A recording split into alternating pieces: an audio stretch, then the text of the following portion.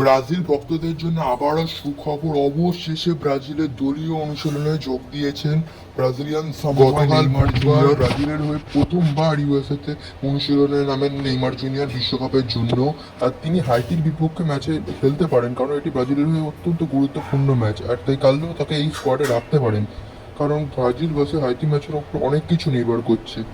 Neymar যদি এই ম্যাচটি খেলেন তাহলে ব্রাজিলের সম্ভাবনা আরো সুবিধা হবে হাইতির বিরুদ্ধে। গোলরক্ষকে থাকবে হচ্ছে অ্যালিসন, দুটো সেন্টার ব্যাকের পজিশনে গ্রাবিয়েল আর মার্কিনিয়াস অবশ্যই, লেফট ব্যাকে ডলগাস সান্টোস এবং রাইট ব্যাকে একটা চেঞ্জ ডানিলো।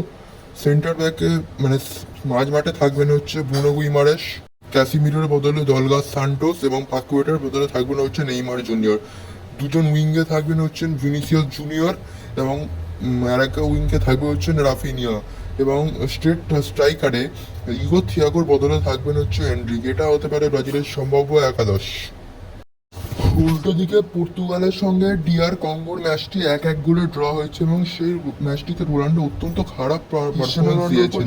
উল্টো দিকে দেখতে গেলে ইংল্যান্ডকে ড্র করেছে, ক্রোয়েশিয়াকে 4-2 গোলে পরাজিত করেছে এবং হ্যারি কেন সেই ম্যাচটিতে দুর্দান্ত পারফরম্যান্স উপহার দিয়েছেন।